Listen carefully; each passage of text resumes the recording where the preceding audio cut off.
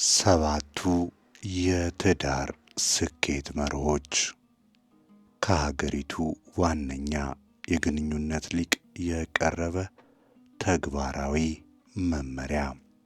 ጸሐፊ ዶክተር ጆን ኤም ጎትማን እና ናን ሲልቨር። የኒውዮርክ ታይምስ ምርጥ ሽያጭ ያስመዘገበ መጽሐፍ ነው። ከ1 ሚሊዮን በላይ ቅጂዎችም ተሽጠዋል። ይህንን ታላቅ መጽሐፍ እኔ ዮናታን ዳዊት አሰፋ እንዲህ ተርጉሜ አዘጋጅቼ አቀርብላችኋለሁ። ቻናላችንን ሰብስክራይብ፣ ላይክ፣ ኮሜንት፣ ሼር ያድርጉ። እናመሰግናለን። እንቀጥላለን።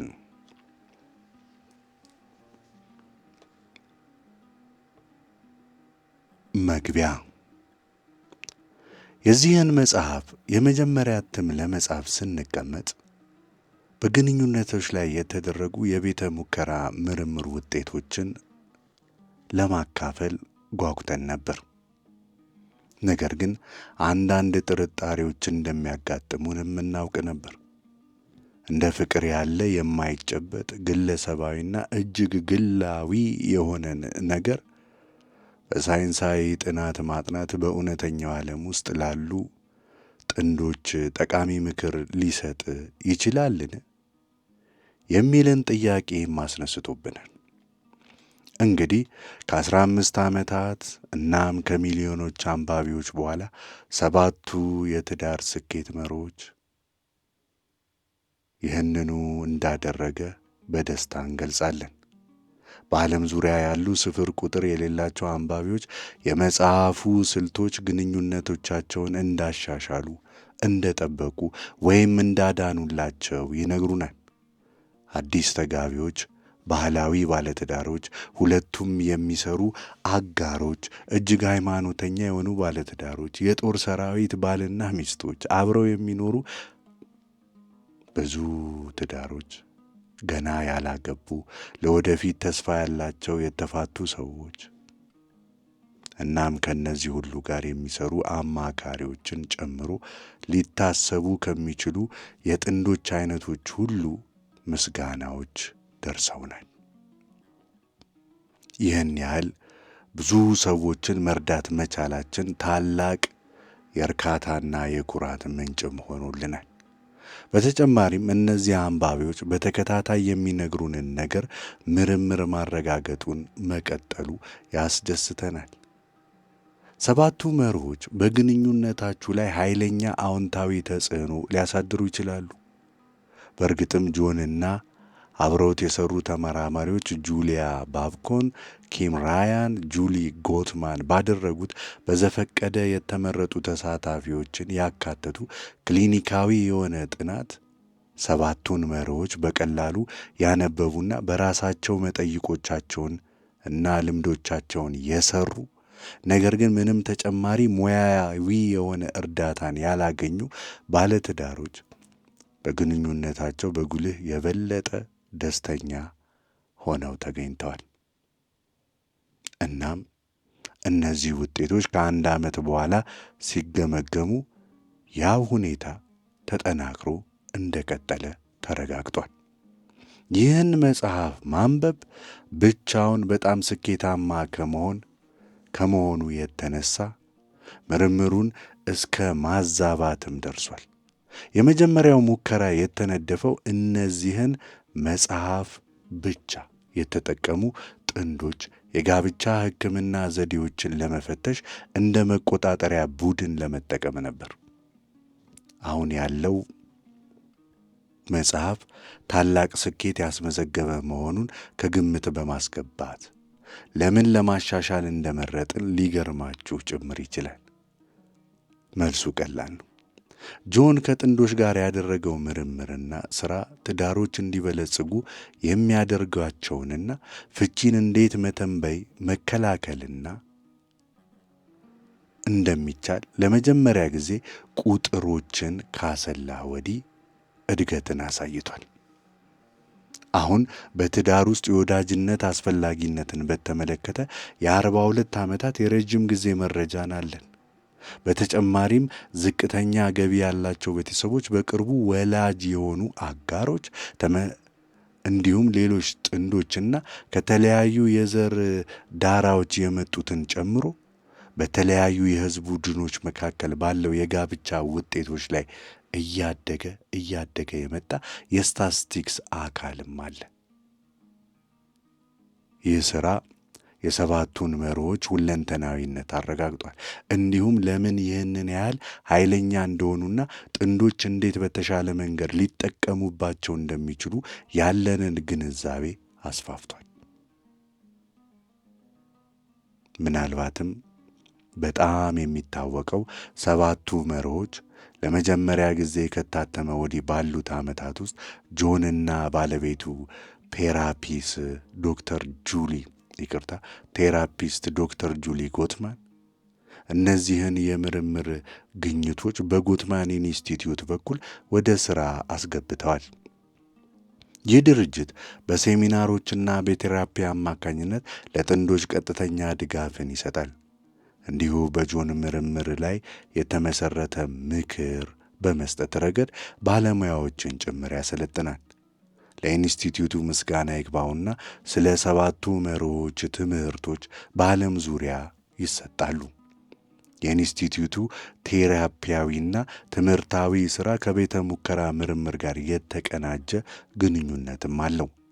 ከሳይንሳዊ ግኝቶች ተጠቃሚ ከመሆኑም በላይ ጎትማኖች ንድፈ ሐሳቡን እርዳታ ለሚሹ ጥንዶች እንዲተገብሩ ይረዳቸዋል። እያደገ የመጣ ቁጥጥር የተደረገባቸው ጥናቶች ስብስብ የዚህን አካሄድ አዎንታዊ ተጽዕኖም አሳይቷል። ለምሳሌ በዘፈቀደ በተመረጡ ተሳታፊዎች ክሊኒካል ሙከራ በግጭት አፈታትና በትዳር ወዳጅነት ላይ ያተኮሩ የጎትማን ወርክሾፖች ጥምረት ከሰባቱ መርሆች ላይ ከተመሠረቱ 9 የጎትማን ዘዴ ጥንዶች ቴራፒ ክፍለ ጊዜዎች ጋር በመቀናጀት የተሳተፉ ደስተኛ ያልሆኑ ጥንዶች ከ1 ዓመት በኋላ ሲገመገሙ ከፍተኛ ዘላቂ ጥቅምና አነስተኛ ማገገም አሳይተዋል። ለጎትማን ኢንስቲትዩት ሌላው ታላቅ የሆነ የስኬት መስክ በአብዛኛዎቹ ትዳሮች ውስጥ አስጨናቂ ጊዜ የሆነውን የመጀመሪያ ልጃቸውን ከወለዱ በኋላ ጥንዶችን መደገፍ ነው። የሚገርማችሁ ወደ 67 በመቶ የሚሆኑ ጥንዶች የመጀመሪያ ልጃቸው ከተወለደ በኋላ በ3 ዓመታት ውስጥ በትዳር እርካታቸው ላይ ትልቅ የሆነ ቅናሽ፣ የስሜት ማጣት ያጋጥማቸዋል። 67 በመቶ። ሕፃን ወደ ቤት ማምጣት ወርክሾፕ የአዳዲስ ወላጆችን የተለያዩ ስጋቶች ለመፍታት የሰባቱን መርሆች አካሄድ ይጠቀማል።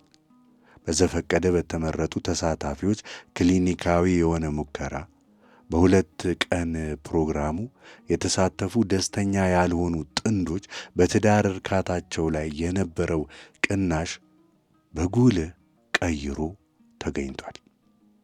ፕሮግራሙ በተጨማሪ ከወሊድ በኋላ የሚከሰት ድብርትንና በባለትዳሮች መካከል ያለውን ጥላቻ ቀንሷል። እንዲሁም የወላጆችን ከሕፃኑ ጋር ያላቸውን መስተጋብርና የልጁን ስሜታዊና የቋንቋ እድገትን አሻሽሏል። በአውስትራሊያና በአይስላንድ የተደረጉ በሆስፒታል ላይ የተመሠረቱ ጥናቶች ተመሳሳይ ውጤትን አሳይተዋል።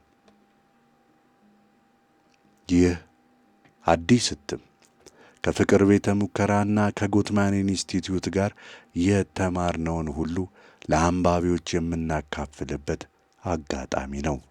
በመላው መጽሐፉ ዘመናዊ ጥንዶች የሚያጋጥሟቸውን ጫናዎችና ውጥረቶች የሚዳስሱ ማብራሪያዎችና ጠቃሚ ጭማሪዎች እንዲሁም ክለሳዎችን ታገኛላችሁ። በተጨማሪም ሰባቱ መርሆች መስተጋብራዊ ባህሪ አስፍተናል፣ አዘምነናልም። ለእያንዳንዱ ማለትም ከፍተኛ ተአማኒነትና ተቀባይነት ያላቸው መጠይቆች ስላሉ በራሳችሁ ግንኙነት ያለውን ሁኔታ መገምገም ጭምር ትችላላችሁ። እንዲሁም እሱን ለማሻሻል አዲስ ወይም የተከለሱ ልምምዶች ተካተዋል። ልምምዶቹ በጎትማን ኢንስቲትዩት ወርክሾፕ በርካታ ተሳታፊዎችና በኢንስቲትዩቱ በሰለጠኑ ባለሙያዎች የጥንዶች ሕክምና በሚያገኙ ሰዎች ደንብም ተፈትሸዋል። የሰባቱ መርሆች አካሄድ አንዱ ጥንካሬ ሁሉንም የግንኙነት ደረጃዎች በመዳሰስ ረገድ ያለው ሁለገብነት ነው። ይህ መጽሐፍ ነጠላ ከሆናችሁና ዘላቂ ቁርጠኝነት ከመፈጸማችሁ በፊት ግንኙነታችሁን ለመፈተሽ የምትፈልጉ ከሆነ ለእናንተ ነው። ቁርጠኝነት ፈጽማችሁ ከሆነና ያላችሁን ነገር ለማጠናከር ለመጠበቅ የምትፈልጉም ከሆነ ለእናንተም ነው። እናንተና አጋራችሁ አስደናቂ የሕይወት ለውጦች ወይም ፈተናዎች አጋጥመዋችሁ ከሆነ ሰባቱ መርሆች እንደ ተገናኛችሁ እንድትቀጥሉ ይረዳችኋል። በቀጣዮቹ ገጾች ላይ ያለውን መመሪያ በመከተል ቀድሞውኑ በከፍተኛ አደጋ ውስጥ ያለውን ትዳር ሊያድኑት፣ ሊታደጉት፣ ሕይወት ሊዘሩበት ይችላሉ። በእርግጥ ምንም አይነት የግንኙነት መመሪያ እያንዳንዱን ትዳር ማዳን አይችልም። እንዲሁም እያንዳንዱ ግንኙነት መዳን አለበት ማለት እውነት አይደለም። አንዳንድ ጊዜ አሉታዊነትና ክህደት ግንኙነቱን በጣም ስለሚበሉት ጥንዶቹ ድጋፍ በሚፈልጉበት ጊዜ በእርግጥ ቀድሞውኑ ሞቶ ሊሆን ይችላል። ነገር ግን ትክክለኛው የእርዳታ አይነት ከፍቺ ስታቲስቲክስ ከሚጠቁመው በላይ እጅግ ብዙ ግንኙነቶችን ሊጠግንና ከፍተኛ የሆነ የተስፋ መጠን ሊሰጥ ይችላል። ከጥንዶቹ ጋር የሚሰራ ወይም የሚያጠና ማንኛውም ሰው እርስ በርስ በሚዋደዱና ትዳራቸው እንዲሰራ ለማድረግ ቁርጠኛ በሆኑ ሰዎች ጽናት፣ ብልሃትና ጥንካሬ ተደንቆና ተገምቶ ይቀራል። ይህንን መጽሐፍ የጻፍነው ለጉዟቸው ተስማሚ አጋር እንዲሆን ነው። የሰባቱ መርሆች የመጀመሪያ እትም ከመጣበት ጊዜ አንስቶ ባሉ ከ15 ዓመታት በላይ ብዙ ነገሮች ተለዋውጠዋል። ነገር ግን አንድ እውነታ ጸንቶ ቆይቷል። ከሌላ ሰው ጋር የፍቅርና የወሲብ የረጅም ጊዜ ቁርጠኝነት ያለው ግንኙነት መመስረት ሕይወት ሊሰጥ ከሚችለው ታላቁ ስጦታ አንዱ መሆኑ። ይህ አዲሱ የሰባቱ መርሆች እትም ግንኙነቶቻችሁን እንደሚጠብቅና እንደሚያጠናክር እንዲሁም በጋራ ለምትገነቡት ሕይወት ዓላማና ትርጉም እንድትጨምሩ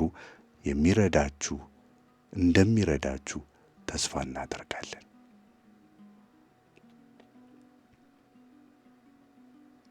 ምዕራፍ 1 በሲያትል የፍቅር ቤተ ሙከራ ውስጥ ስለ ደስተኛ ትዳሮች እውነታ።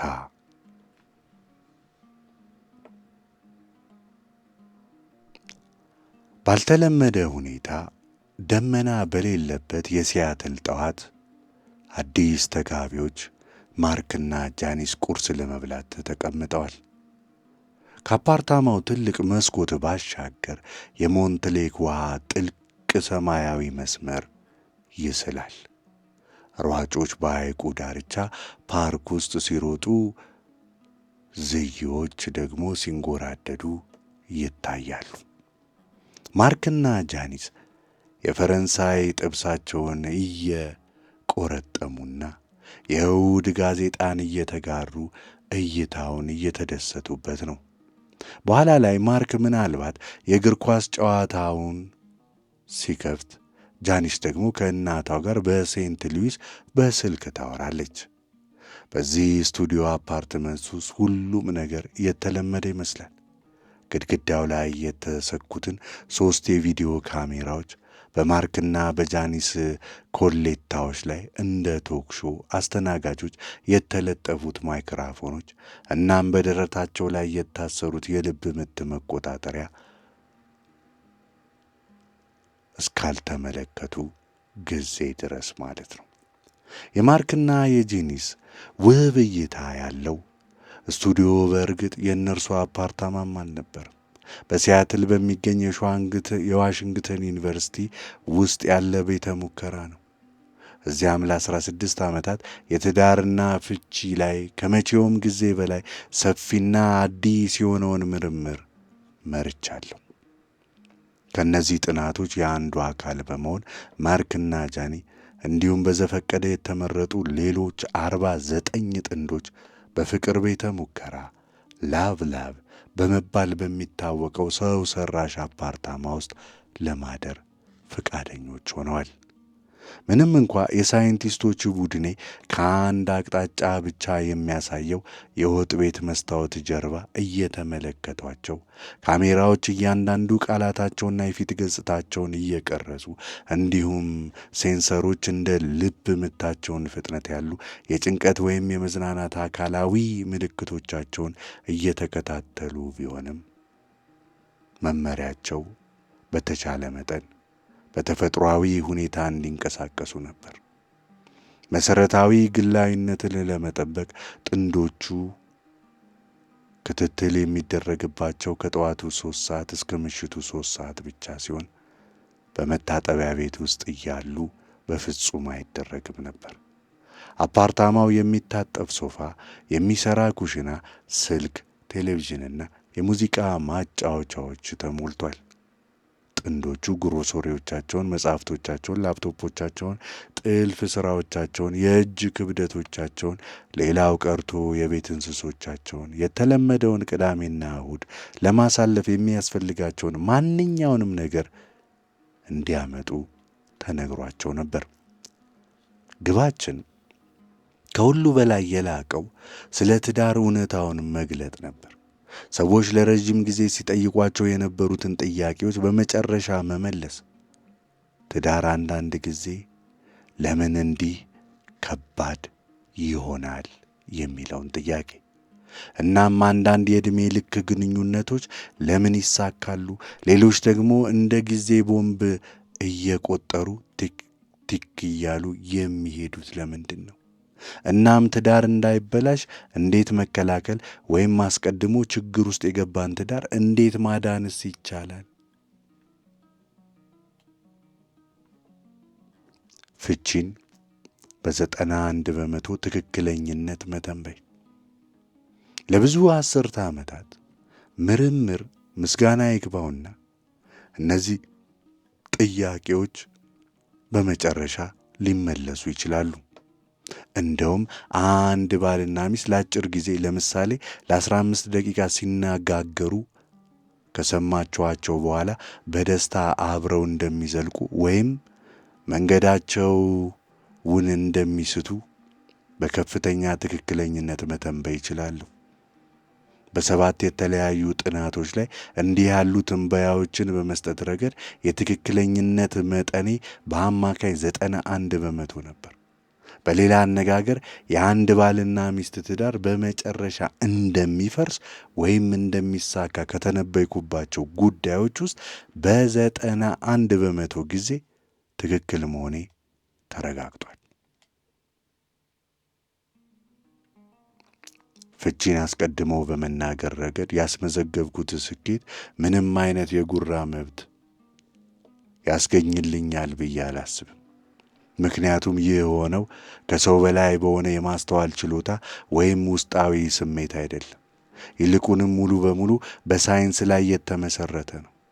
እኔና የሥራ ባልደረቦቼ ለበርካታ 10 ዓመታት ባከማቸነው መረጃ ላይ በመጀመሪያ የምርምር ውጤቶቻችንን በረጅም ጊዜ ውስጥ ከተፈጠሩ አዳዲስ ጽንፈ ሐሳቦች ጋር መካከል እንዳንዱ አድርገው ችላ ለማለት ሊፈተኑ ይችላሉ።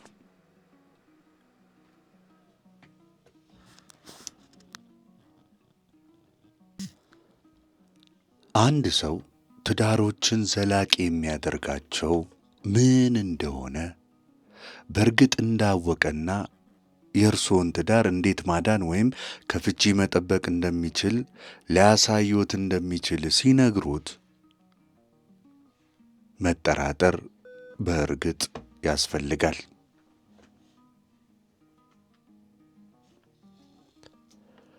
ብዙ ሰዎች ራሳቸውን በትዳር ጉዳይ ላይ እንደ ሊቅ አድርገው ይቆጥራሉ።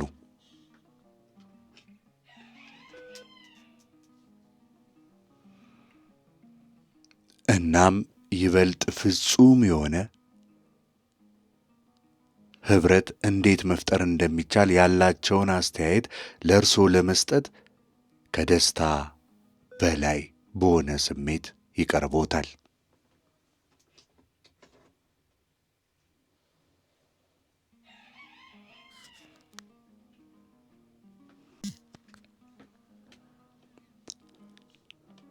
ነገር ግን ዋናው ቃል አስተያየት ነው። ምርምራችንን ያቀረበው ግኝቶች ከመምጣታቸው በፊት ጥንዶችን ለመርዳት የሚሞክር ማንኛውም ሰው ሊመካበት የሚችለው ነገር ቢኖር የአመለካከት ነጥብ ብቻ ነበር። ይህም እዚያ ያሉትን ሁሉንም ብቁ ተሰጥኦ ያላቸውና በደንብ የሰለጠኑ የጋብቻ አማካሪዎችን ያካትት ነበር። ብዙውን ጊዜ ኃላፊነት የሚሰማው ቴራፒስት ጥንዶችን ለመርዳት የሚከተለው አካሄድ በሙያዊ ስልጠናውና ልምዱ፣ በውስጣዊ ስሜቱ፣ በቤተሰቡ ታሪክ፣ ምናልባትም በሃይማኖታዊ እምነቱ ላይ የተመሰረተ ነበር እና አሁንም ብዙውን ጊዜ እንደዚህ ነው።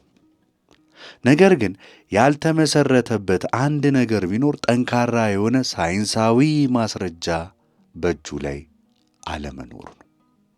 ምክንያቱም አንዳንድ ትዳሮች ለምን እንደተሳኩና ሌሎች ለምን እንደፈረሱ የሚያሳይ ምንም አይነት ጥብቅ የሆነ ሳይንሳዊ መረጃና ማስረጃ በእርግጥ አልነበረምና። ፍቺን መተንበይ ጥሩ ዜና ቢሆንም አንዳንድ ጊዜ ስታቲስቲክስ ግራ የሚያጋባ ሊሆንም ይችላል። ሰዎች የፍቺ መጠኑ ወደ 50% ገደማ በመሆኑ በዘፈቀደ መገመት እንኳ በጣም ጥሩ የትንበያ መጠን ያስገኛል በማለት ትዳርን ለመገምገም የሚደረገውን ሳይንሳዊ አካሄድ ሲያጣጥሉም ሰምቻለሁ። ነገር ግን ያ ትርጓሜ እኛ እየተነተነው ባለው ነገር ላይ በተፈጠረ አለመግባባት ላይ የተመሰረተ ነው። በስፋት የሚጠቀሰው የ50% መጠን በ40 ዓመት የትዳር ዘመን ውስጥ ያለ አጠቃላይ የፍቺ ግምት ነው። የእኛ ጥናቶች ፍቺን በጣም በአጭር ጊዜ ውስጥ ይተነብያሉ።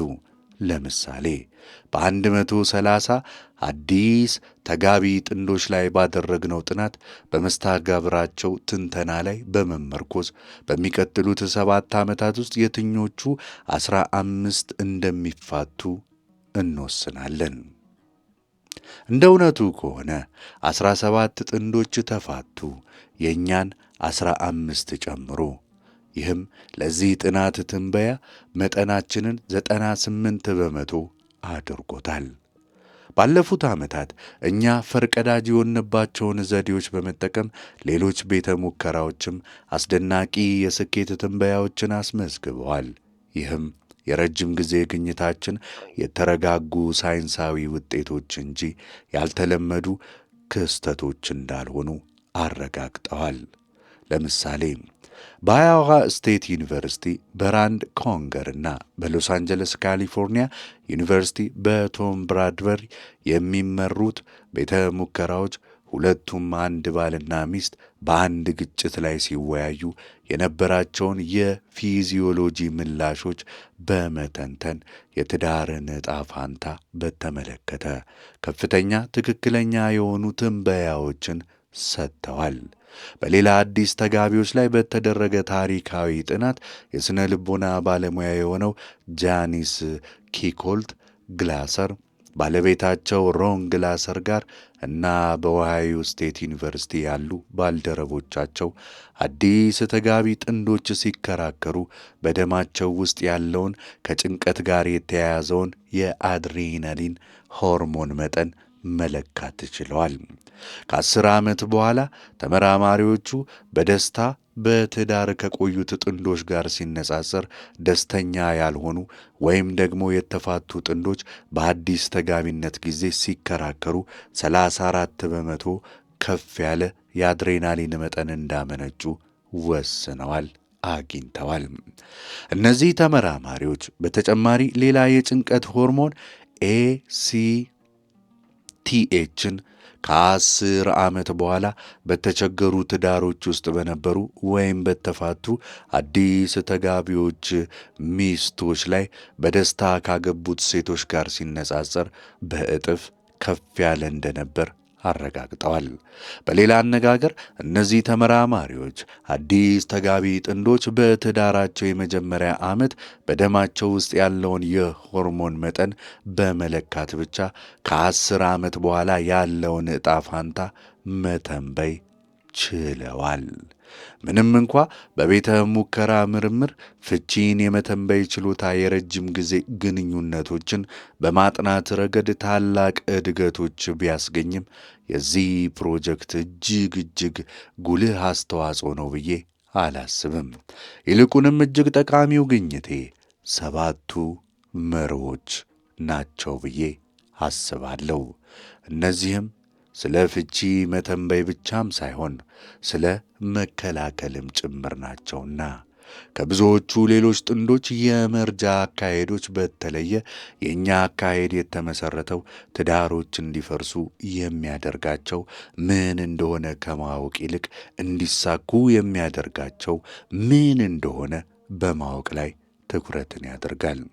አንዳንድ ጥንዶች ለምን በደስታ እንደተጋቡ መገመት የለብንም። ለዓመታት ለዘለቀ ሳይንሳዊ መረጃና ትንተና ምስጋና ይግባውና በደስታ ያገቡ ጥንዶችን ከሌሎች ሁሉ የሚለያቸው ምን እንደሆነ በእርግጥ መለየት ችለናል።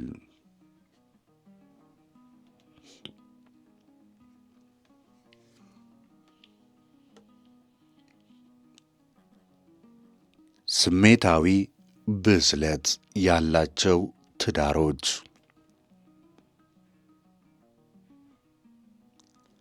ትዳር እንዲሠራ ሊያደርግ የሚችለው ነገር በሚገርም ሁኔታ ቀላል ነው።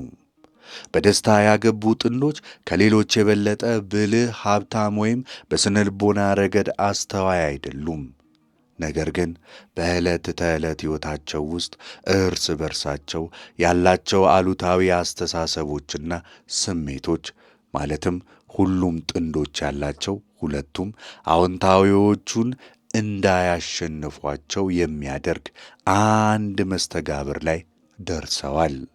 አለመስማማትንና ተቃውሞን በሚፈጥር መንፈስ ከመፍጠር ይልቅ እርስ በርስ ፍላጎታቸውን ይቀባበላሉ። የአጋርን ጥያቄ በሚመልሱበት ጊዜ መፈክራቸው አዎ ግን ከማለት ይልቅ አጋዥ የሆነውን አዎ እና የመሆን አዝማሚያ አለው። ይህ አዎንታዊ አመለካከት የፍቅርን፣ ጨዋታን፣ የመዝናናትን፣ የጀብዱንና አብሮ የመማር ስሜትን እንዲጠብቁ ብቻም ሳይሆን እንዲጨምሩም ያስችላቸዋል። እነዚህም የማንኛውም ዘላቂ የፍቅር ግንኙነት ልብ ናቸው። እኔ ስሜታዊ ብልህነት ያለው ትዳር ኢሞሽናል ኢንቴሊጀንት ሜሬጅ ብዬ የምጠራው ነገር አላቸው ማለት ነው።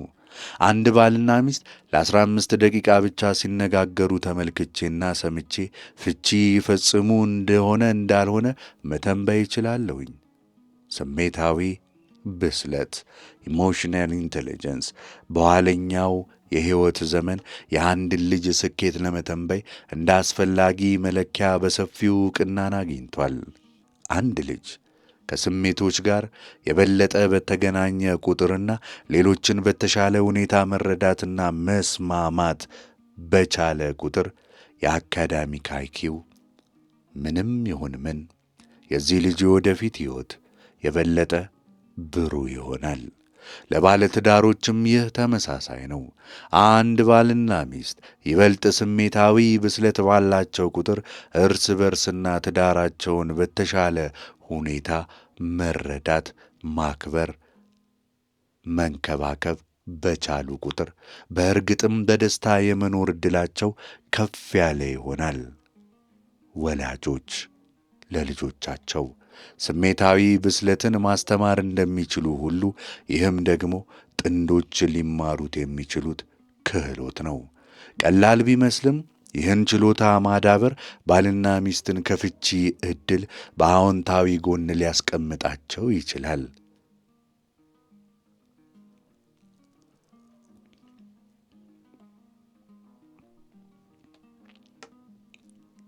ትዳርን ለምን ማዳን አለቦት? ጥያቄ ነው። አንድ ትዳር ከሚሞትባቸው እጅግ አሳዛኝ ምክንያቶች አንዱ የትዳር አጋሮቹ አስፈላጊነቱን እስኪ ረፍድ ድረስ አለማወቃቸው ላይ ነው። ወረቀቶች ከተፈረሙ፣ የቤት ዕቃዎች ከተከፋፈሉና የተለያዩ አፓርታማዎች ከተከራዩ በኋላ ነው የቀድሞ ባለትዳሮች እርስ በርሳቸው ተስፋ በቆረጡ ጊዜ በእርግጥ ምን ያህል እንደተዉ እንዳጡ የሚገነዘቡት። ብዙ ጊዜም ጥሩ ትዳር የሚገባውን እንክብካቤና ክብር ከማግኘት ይልቅ እንደ ቀላል ነገር ይወሰዳል። አንዳንድ ሰዎች መፋታት ወይም ደስተኛ ባልሆነ ትዳር ውስጥ መቆየት ትልቅ ነገር እንዳልሆነ ሊያስቡ ይችላሉ። ምናልባትም የዘመናዊ ሕይወት ቀላል እውነታ አድርገው ሊቆጥሩትም ይችላሉ።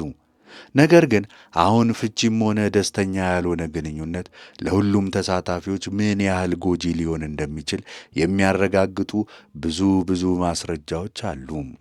በሚቺጋን ዩኒቨርሲቲ ተመራማሪዎች ሎይስ ቨርብሩግና ጄምስ ሃውስ ሥራ ምስጋና ይግባውና አሁን ደስተኛ ያልሆነ ትዳር የመታመም ዕድሎን በግምት በ35 በመቶ ከፍ ሊያደርግ እንደሚችልና ኧረ እንዲያውም ሕይወቶን በአማካኝ ከ4 እስከ 8 ዓመት ሊያሳጥር እንደሚችል አሳውቀውናል፣ አረጋግጠውልናል። የዚህ ተቃራኒው በደስታ ያገቡ ሰዎች ከተፋቱ ሰዎች ወይም ደስተኛ ባልሆነ ትዳር ውስጥ ካሉ ሰዎች የበለጠ ረጅም ጤናማ ሕይወት ይኖራሉ። ሳይንቲስቶቹ እነዚህ ልዩነቶች መኖራቸውን በእርግጠኝነት አውቀውታል። ነገር ግን ለምን እንደሆነ እስካሁን እርግጠኛ አይደለንም። የመልሱ አካል ግን በቀላሉ ደስተኛ ባልሆነ ትዳር ውስጥ ሰዎች ስር የሰደደ የተበታተነ የፊዚዮሎጂ መነቃቃትን ክሮኒክ ዲፊውዝ ፊዚዮሎጂካል አራውዛል ያጋጥማቸዋል። በሌላ አነጋገር በአካል የተጨነቁና ብዙውን ጊዜ በስሜት የተረበሹ እንደሆኑ ሆኖ ይሰማቸዋል። ይህ በአካልና በአእምሮ ላይ ተጨማሪ ድካምና እንባን ያስከትላል። ይህም ከፍተኛ የደም ግፊትንና የልብ በሽታን ጨምሮ በማንኛውም የጤና እክል እንዲሁም ጭንቀት፣ ድብርት፣ የዕፅ ሱሰኝነት፣ ስነ ልቦናዊ መዛባትንና አመፅን፣ ራስን ማጥፋትን ጨምሮ በበርካታ ስነ ልቦናዊ ችግሮች መልክ ሊገለጽ ይችላል።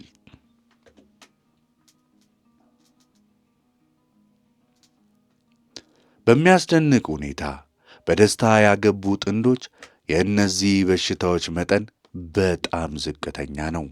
በተጨማሪም ከሌሎች ይልቅ ለጤናቸው የበለጠ ጥንቁቅ የመሆን አዝማሚያ አላቸው።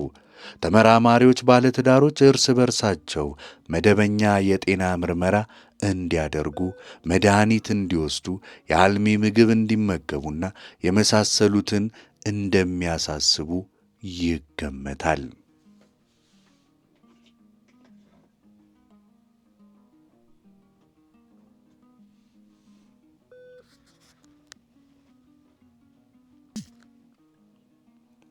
በትዳር ውስጥ የሚቆዩ ሰዎች ከማይቆዩት በ4 እስከ 8 ዓመት የበለጠ ይኖራሉ። ነገር ግን ጥሩ ትዳር ሰውነትን ከበሽታ የሚከላከለውን የሰውነት በሽታ የመከላከል ሥርዓትን በቀጥታ በመጥቀም ጤናማ እንድትሆኑ ሊያደርግ እንደሚችል የሚያሳዩ እያደጉ ያሉ መረጃዎች አሉ። ተመራማሪዎች ፍቺ የሰውነትን በሽታ የመከላከል ሥርዓት ተግባር ሊቀንስ እንደሚችል ለ2 አስርተ ዓመታት ያህል አውቀዋል። በንድፈ ሐሳብ ደረጃ ይህ የሥርዓቱ የውጭ ወራሪዎችን የመዋጋት ችሎታ መቀነስ ለተጨማሪ ተላላፊ በሽታዎችና ካንሰሮች ሊያጋልጦም ይችላል። አሁን ደግሞ የዚህ ተቃራኒውም እውነት ሊሆን እንደሚችል አግኝተናል። በደስታ ያገቡ ሰዎች ይህንን የሰውነት የበሽታ መከላከል ተግባር መቀነስን ማስወገድ ብቻም ሳይሆን የሰውነት በሽታ የመከላከል ሥርዓታቸው ተጨማሪ ማበረታቻ እያገኘ መሆኑን አግኝተናል።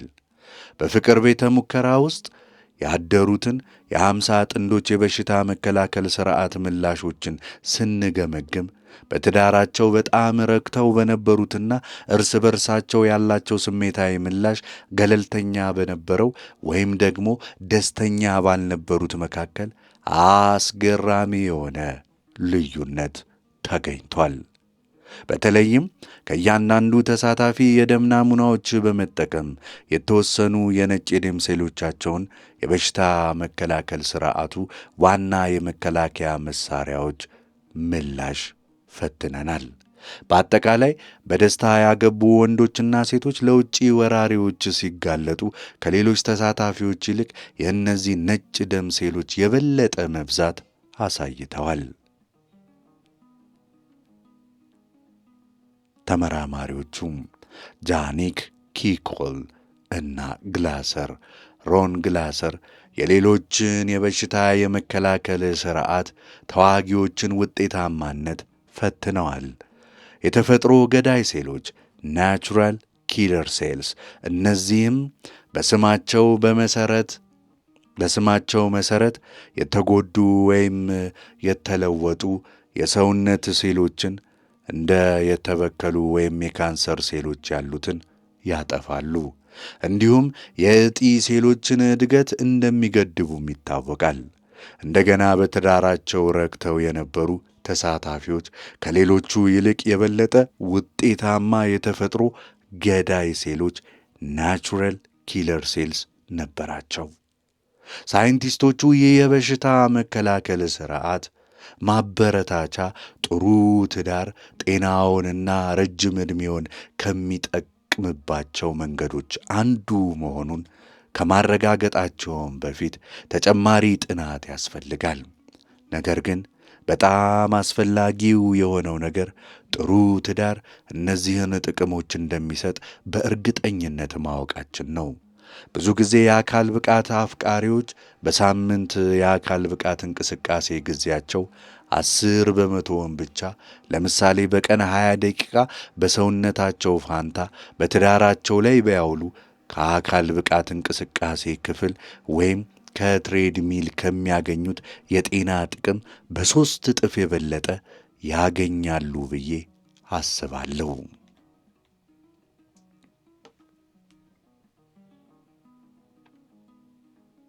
ትዳር ሲበላሽ የሚሰቃዩት ባልና ሚስት ብቻም አይደሉም፣ ልጆችም ጭምር ናቸው።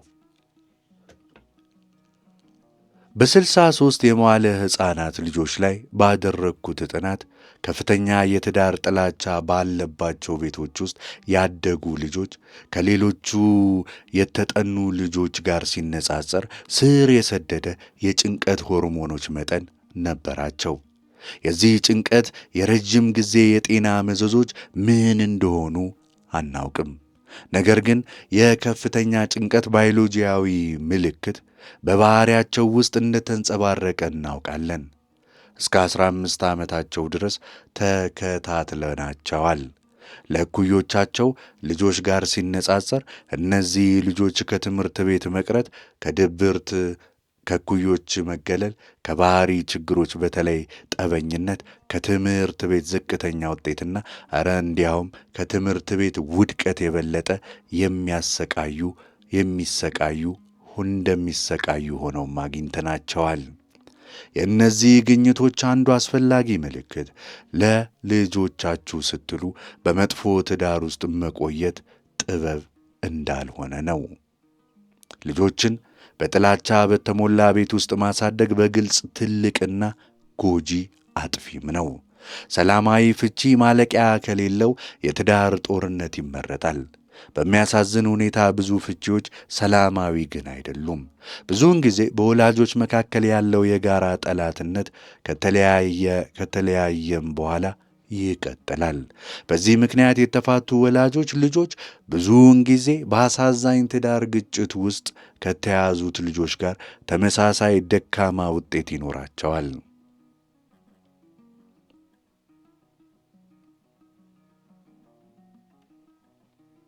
ቀጥለን አዳዲስ ምርምሮችና አብዮታዊ ግኝቶችን እናያለን። ትዳርን በማዳን ረገድ በቤተሰብ ውስጥ ላለው እያንዳንዱ ሰው ያለው አደጋ ከፍተኛ ነው። ሆኖም ግን የትዳር እርካታ አስፈላጊነት ተረጋግጦ እያለ ትዳሮችን የተረጋጉና ደስተኛ ለማድረግ የተደረገው ሳይንሳዊ አስተማማኝ ምርምር መጠን በሚያስደነግጥ ሁኔታ አነስተኛ ነው። ከ40 ዓመታት በፊት ትዳርን ማጥናት ሲጀምር ስለ ትዳር ያለውን ጥሩ ሳይንሳዊ መረጃ በአንድ እጅ መያዝ ይችሉ ነበር። ጥሩ ስል እንደ ሕክምና ሳይንስ ጥቅም ላይ የዋሉትን ያህል ጥብቅ የሆነ ሳይንሳዊ ዘዴዎችን በመጠቀም የተሰበሰቡትን ግኝቶች ማለቴ ነው። ለምሳሌ ብዙ ትዳር ደስተኛ ጥናቶች የተካሄዱት ባሎችና ሚስቶች መጠይቆችን በመሙላት ብቻ ነበር። ይህ አካሄድ ራስን የመግለጽ ዘዴ ሰልፍ ሪፖርት ሜትድ ተብሎ የሚጠራው ሲሆን ምንም እንኳ ጥቅሞች ቢኖሩትም በጣም ውስን ነው። ግን አንዲት ሚስት በአንድ ቅጽ ላይ ደስተኛ የሚለውን ሳጥን ምልክት ስላደረገች ብቻ ደስተኛ መሆኗን እንዴት ያውቃሉ ነው ጥያቄው። ለምሳሌ አካላዊ ጥቃት በሚደርስባቸው ግንኙነቶች ውስጥ ያሉ ሴቶች ስለ ትዳር እርካታ በሚጠይቁ መጠይቆች ላይ በጣም ከፍተኛ ነጥቦችን ያስመዘግባሉ። ጥቃት የደረሰባት ሴት እውነቱን የምትገልጠው ደህንነት ከተሰማትና ብቻዋን ቃለ መጠይቅ ከተደረገላት ብቻ ነው። ይህንን የጥራት ምርምር እጥረት ለመቅረፍ እኔና ባልደረቦቼ ትዳርን ለማጥናት የሚረዱ ባህላዊ አካሄዶች ይበልጥ ሰፊና አዳዲስ ዘዴዎች በመጨመር አሟልተናል። በ7 የተለያዩ ጥናቶች ውስጥ የ700 ጥንዶችን ዕጣ ፋንታ ተከታትለናል። አዲስ ተጋቢዎችን ብቻም ሳይሆን በመጀመሪያ በ40ዎቹ ወይም በ60ዎቹ ዕድሜያቸው የተገመገሙ የረዥም ጊዜ ጥንዶችንም ተመልክተናል። በተጨማሪም የመጀመሪያ ልጃቸውን የወለዱ ጥንዶችንና የመዋለ ሕፃናትና የ10ዎቹ ዕድሜ ውስጥ የሚገኙ ልጆችን የሚያሳድጉ ጥንዶችን ተንትነናል። ከተለያዩ ማኅበራዊ፣ ኢኮኖሚያዊ፣ ዘርና ብሔር ቡድኖች እንዲሁም ጾታዊ ዝንባሌዎች የመጡ ጥንዶችን ግንኙነቶች መርምረናል።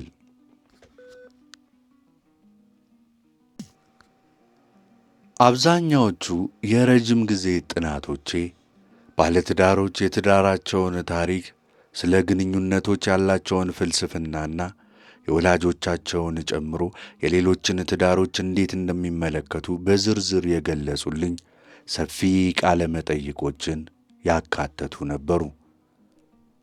ቀናቸው እንዴት እንዳለፈ ሲነጋገሩ፣ በትዳራቸው ውስጥ ስላሉ ቀጣይነት ያላቸው አለመግባባቶች ሲወያዩ፣ እንዲሁም ስለ አስደሳች ርዕሶች ሲነጋገሩ በቪዲዮ ቀርጫቸዋለሁ። እናም ምን ያህል እንደተጨነቁ ወይም እንደተዝናኑ ፊዚዮሎጂያዊ የሆነ ንባብ ለማግኘት በእነዚህ የተቀረጹ መስተጋብሮች ወቅት የልብ ምታቸውን፣ የደም ፍጥነታቸውን፣ የላብ ምርታቸውን፣ አተነፋፈሳቸውን እንዲሁም የኢንዶክሪንና የበሽታ የመከላከል ተግባራቸውን ለክቻለሁ። በሁሉም ጥናቶች ቴፖቹን ለጥንዶቹ በድጋሚ በማጫወት ለምሳሌ በትዳር ውይይት ወቅት የልብ ምታቸው ወይም የደም ግፊታቸው በድንገት ሲጨምር ምን እያሰቡና እየተሰማቸው እንደነበር የውስጥ አዋቂ እይታ እንዲሰጡኝ ጠይቄያቸዋለሁ። ከዚያም ጥንዶቹን መከታተሌን በመቀጠል ግንኙነታቸው እንዴት እየሄደ እንደሆነ ለማየት ቢያንስ በዓመት አንድ ጊዜ እስከ ጥናቱ ፍጻሜ ድረስ ሁኔታቸውን እፈትሽም ነበር። በወርክሾፔ የሚሳተፉ ጥንዶች የማገገም መጠናቸው ከመደበኛ የትዳር ቴራፒ በግማሽ ያህል ያነሰ ነው። እኔና ባልደረቦቼ እንዲህ አይነቱን የተጋቡ ጥንዶችን አድካሚ ምልከታና ትንተና ያደረግን የመጀመሪያዎቹ ተመራማሪዎች ነበርን። የእኛ መረጃ የትዳርን የውስጥ አሰራር፣ አካላዊ አወቃቀር፣ የመጀመሪያውን እውነተኛ እይታን አቅርቧል። እነዚህ ውጤቶች የራሴ አስተያየቶች ሳይሆኑ 7ቱ የትዳር ስኬት መርሆች መሠረት ናቸው። እነዚህ መርሆች በተራቸው ከባለቤቴ ክሊኒካል ሳይኮሎጂስት ዶክተር ጁሊ ጎትማን ጋር ላዳበርኩት አስደናቂ ውጤታማ የአጭር ጊዜ የጥንዶች ቴራፒ የማዕዘን ድንጋዮች ናቸው። በሺዎች የሚቆጠሩ ጥንዶች አሁን በፕሮግራሞቻችን ተሳትፈዋል። ሁሉም ማለት ይቻላል ወደ እኛ የመጡት ትዳራቸው በከፍተኛ ችግር ውስጥ ስለነበር ነው። አንዳንዶቹ በፍቺ አፋፍ ላይ ነበሩ። ብዙዎቹ በ7ቱ መርሆች ላይ የተመሠረተ ቀላል ወርክሾፕ ግንኙነቶቻቸውን ሊለውጥ ይችላል ብለው ተጠራጥረው ነበር። እንደ ዕድል ሆኖ ጥርጣሬያቸው መሠረተ ቢስ ነበር። ግንኙነቶቻችን እንደሚያመለክቱት እነዚህ ወርክሾፖች በእነዚህ ጥንዶች ሕይወት ላይ ጥልቅና ኃይለኛ ለውጥን አምጥተዋል። የትዳር ቴራፒን ውጤታማነት ለመገምገም ሲመጣ የ1 ዓመት ነጥብ ወሳኝ ይመስላል። ብዙውን ጊዜ በዚያ ጊዜ ከቴራፒ በኋላ የሚያገረሹት ጥንዶች አስቀድመው አገርሽተዋል። በቴራፒ ያገኙትን ጥቅም እስከ መጀመሪያ ዓመት ድረስ የሚጠብቁት ለረዥም ጊዜ የመቀጠል አዝማሚያ አላቸው። ስለዚህ ወርክሾፖቻችንን የ640 ጥንዶችን ሰፊ የ12 ወር ክትትል በማድረግ ፈትነናል። ወደ 75 በመቶ የሚጠጋ የስኬት መጠን ሪፖርት በማድረጌ ደስተኛ ነኝ። በጣም ዝቅተኛ የ20 በመቶ የማገገም መጠን ሪፖርት በማድረጌ ይበልጥ ደስተኛ ነኝ። በሀገር አቀፍ ደረጃ ለመደበኛ የባህሪ የትዳር ቴራፒ የማገገም መጠን ከ30 እስከ 50 በመቶ ነው ይላል። ይበልጥ በተለይም በወርክሾፖቻችን መጀመሪያ ላይ 27 በመቶ የሚሆኑት ጥንዶች ለፍቺ በጣም ከፍተኛ አደጋ ላይ እንደነበሩ፣ ነገር ግን በ12 ወር ክትትላችን ከ9 ክፍለ ጊዜያቶች በኋላ ያ መጠን ወደ 7 በመቶ ዝቅ ማለቱን አግኝተናል። በተጨማሪም የ9 ተጨማሪ ጥንዶች ቴራፒ ክፍለ ጊዜዎችን ላደረጉ ለታጋይ ጥንዶች መጠኑ ወደ 4 በመቶ ዝቅ ብሏል። ከዚህም በላይ ጥንዶች ግጭት፣ ጉዳት ማድረስ ከመጀመሩ በፊት በግንኙነታቸው ላይ የሰሩባቸው የመከላከያ ወርክሾፖች አስቀድመው ችግር ውስጥ ለነበሩ ጥንዶች ከተዘጋጁት ወርክሾፖቻችን በ3 እጥፍ የበለጠ ውጤታማ እንደነበሩ አግኝተናል።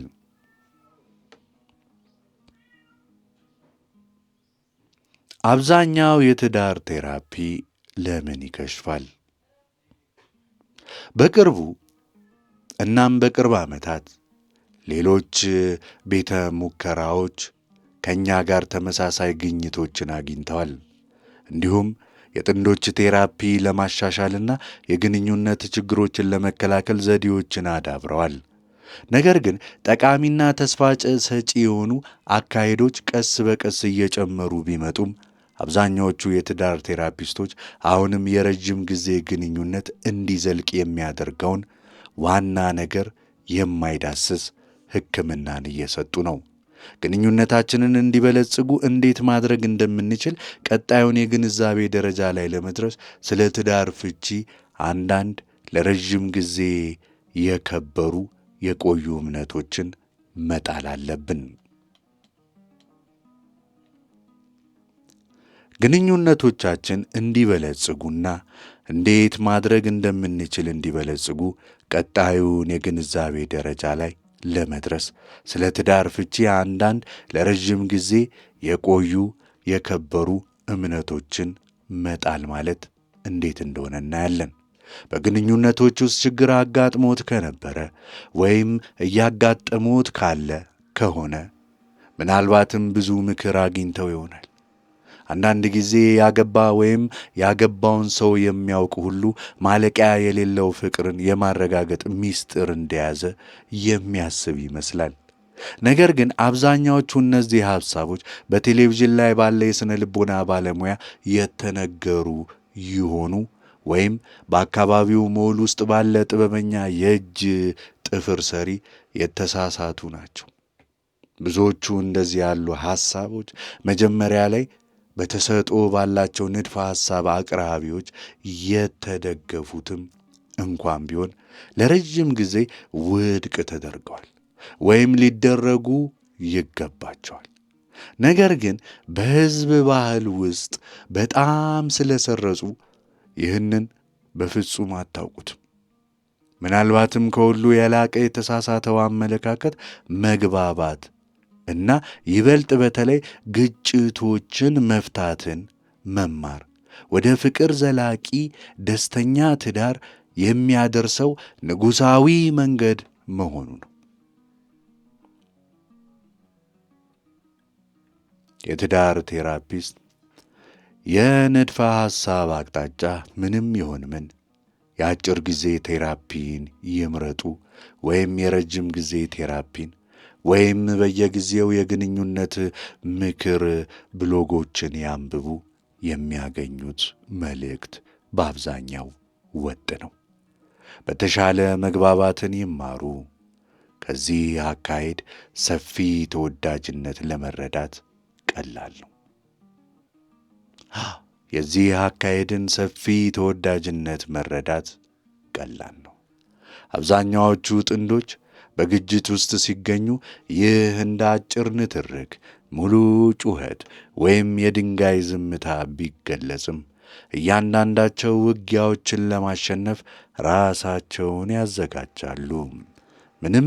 ምን ያህል እንደ ተጎዱ በማሰብ ትክክለኛ መሆናቸውንና የትዳር አጋራቸው ስህተት መሆኑን በማረጋገጥ ወይም ቀዝቃዛ ትከሻን በመጠበቅ ላይ በጣም ስለሚያተኩሩ የመግባቢያ መስመሮቹ በጫጫታ ሊዋጡ ወይም ሙሉ በሙሉ ሊዘጉ ጭምር ይችላሉ። ስለዚህ በእርጋታና በፍቅር እርስ በርስ አመለካከትን ማዳመጥ ጥንዶች መፍትሄዎችን እንዲያገኙና የትዳር መረጋጋታቸውን እንዲመልሱ ያደርጋቸዋል የሚለው ምክንያታዊ ይመስላል። በእርግጥም የማዳመጥ ክህሎቶችና ችግር የመፍታት ዘዴዎች ግንኙነትን በመገንባትና በመጠበቅ ረገድ አስፈላጊ ቦታ አላቸው። ነገር ግን ብዙ ጊዜ እነዚህ አካሄዶች ጥንዶች ለመሳካት የሚያስፈልጓቸው ነገሮች ሁሉ እንደሆኑ ተደርገው ደግሞ ይቆጠራሉ እና ችግርን በጥሩ ሁኔታ የማይፈቱ ጥንዶች ለመክሸፍ እንደተፈረደባቸው ይቆጠራል። ከእነዚህ እምነቶች አንዳቸውም እውነት አይደሉም። ግጭትን ለመፍታት የሚመከረው በጣም የተለመደው ዘዴ በአብዛኞቹ የትዳር ቴራፒስቶች በአንድ ወቅት በሌላ መልክ ጥቅም ላይ የሚውለው ንቁ ማዳመጥ አክቲቭ ሊስኒንግ ይባላል። ለምሳሌ አንድ ቴራፒስት አድማጭ ተናጋሪ ልውውጥን ሊስነር ቱ ስፒከር ኤክስቼንጅ የሆነ መልክ እንዲሞክሩ ሊያበረታታዎት ይችላል። ሪክ ጁዲ አብዛኛውን ምሽቶች ዘግይታ በመስራቷ እንደ ተበሳጨች እናስብ። ቴራፒስቱ ሪክ ቅሬታዎቹን በጁዲ ላይ ውንጀላ ከመሰንዘር ይልቅ ምን እየተሰማት እንደሆነ የሚያተኩር እኔ መግለጫዎች አይ ስቴትመንትስ አድርጎ እንዲገልጽ ይጠይቀዋል። ሪክ እንዲህ ይላል፣ አንቺ ዘግይተሽ እየሰራሽ ሳለ በምሽት ከልጆቹ ጋር ቤት ብቻዬን ስሆን ብቸኝነትና ከባድ የሆነ ጫና ይሰማኛል። ሁል ጊዜ ዘግይተሽ መስራትሽና ልጆቹን ብቻዬን እንድጠብቅ መጠበቅሽ በጣም የራስ ወዳድነት ነው ከማለት ይልቅ በመጠቀም ማለት ነው። በመቀጠል ጁዲ የሪክን መልእክት ይዘት ስሜቶችን እንድታጠቃልል እና ትክክል መሆኗን ከእርሱ ጋር እንድታረጋግጥ ትጠየቃለች። ማለትም ይህ እርሷ በንቃት እያዳመጠች መሆኑን ያሳያል። በተጨማሪም ስሜቶቹን እንድታረጋግጥ እንደ ትክክለኛ እንድትቆጥራቸው የእርሱን አመለካከት ባትጋራም እንደምታከብረውና እንደምትራራለት እንድታሳውቀው ትጠየቃለች። እንዲህ ልትል ትችላለች፣ እኔ ዘግይቼ እየሠራው ሳለሁ ልጆቹን ብቻህን መጠበቅ ለአንተ ከባድ መሆን አለበት፣ እረዳሃለሁ ትለዋለች። ከባድ መሆኑን አውቃለሁ ትላለች። ጁዲ ፍርድን እንድታቆም የራሷን አመለካከት እንዳትከራከር እና ያለመከላከል ምላሽ እንድትሰጥ እየተጠየቀች ነው። እሰማሃለሁ የተለመደ የንቁ የማዳመጥ ቁልፍ ቃል ነው። እሰማሃለሁ፣ ህመምህን እጋራለሁ፣ ሼር አደርገዋለሁ። ምናልባትም በጣም የሚታወሰው ሊሆን ይችላል።